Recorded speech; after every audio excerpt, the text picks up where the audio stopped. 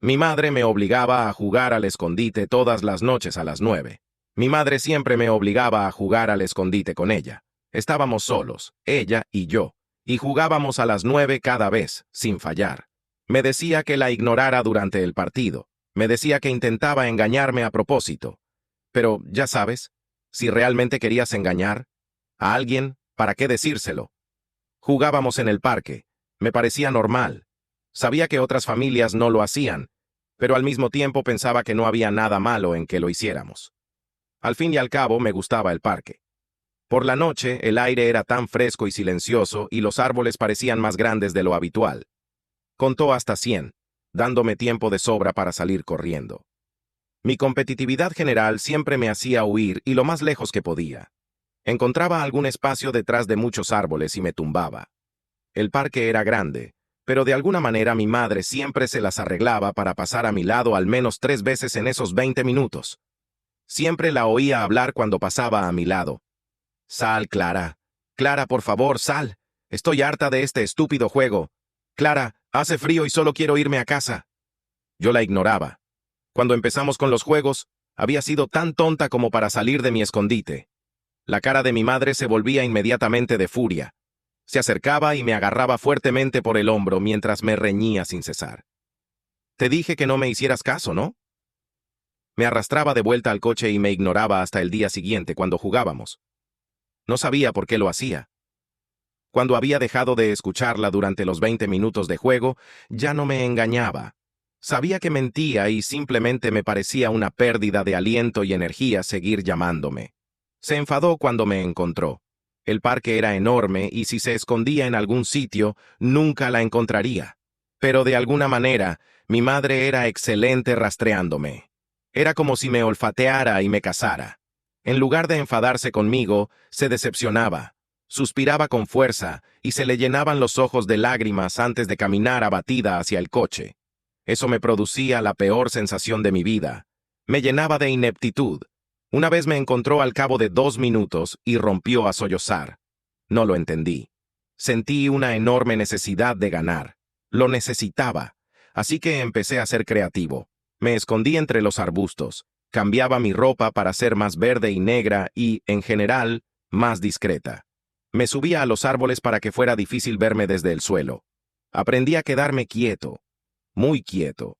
Y cuando ganaba, mi madre me dedicaba una sonrisa. No era una sonrisa de felicidad ni de placer. Era más bien una sonrisa de alivio. Pero me sentía tan orgullosa cuando la veía. Nos íbamos a casa y me costaba conciliar el sueño. Entonces llegó mi padre. Un día, al volver de la escuela, lo vi hablando con mi madre. Casi nunca estaba en casa. En realidad, lo había visto 2 veces en toda mi vida y mi madre nunca hablaba de él. Para mí, era un desconocido. Enseguida me di cuenta de la expresión de la cara de mi madre. Estaba pálida, blanca, temblorosa, con los ojos muy abiertos. No podía oír lo que decía, así que me acerqué a ellos. Por supuesto, su conversación se detuvo justo cuando lo hice.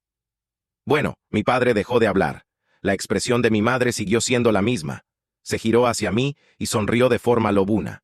Me hizo retroceder de asco. Hizo una mueca. Pensé que era normal.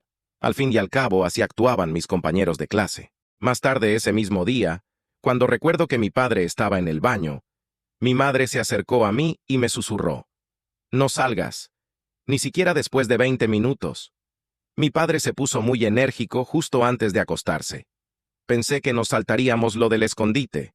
Mi madre parecía muy enferma y, mirando el reloj, dijo: «Vamos de excursión al parque». Enseguida me di cuenta de que no había mencionado el escondite. «¿Por qué?», preguntó mi padre. «¿Por qué no tomar el aire?». «Bien», dijo. «De todas formas, me gustan los activos». ¿Qué demonios quería decir con eso? Mamá me dijo que me cambiara con cierta mirada y capté lo que quería decir inmediatamente. «Ponte ropa de escondite». Después de hacerlo, subimos al coche y nos dirigimos al parque. Mi madre estuvo callada todo el camino, pero mi padre tarareaba. Pensé en subirme a un árbol y esconderme allí, o en meterme entre un par de arbustos. Los árboles solo eran efectivos si la gente no los miraba. Los arbustos funcionaban muy bien. pero tendrías que tener una vista pequeña o nula de tu entorno. Elegí los arbustos, saltando en ellos y tratando de controlar mi respiración. Después de un par de minutos, oí a mis padres caminar en la distancia. ¡Clara!, gritó papá. ¿Dónde estás, cariño? Si estás herida, por favor, di algo y te ayudaremos. Clara, dijo mamá. Clara, ¿puedes oírme, cariño? Mi corazón latía más rápido. Sabía que no debía salir de los arbustos. Era lo peor que podía pasar. Controlé mi respiración mientras se alejaban cada vez más de mí. Entonces volvieron. Por favor, Clara, tu padre no es peligroso. Por favor, sal, Clara, por favor, necesito irme pronto, por favor, sal. Clara, dijo mamá. ¿Dónde estás? Déjate de tonterías, dijo papá. Sus voces acabaron por apagarse. Me quedé allí en la misma posición durante casi una hora entera.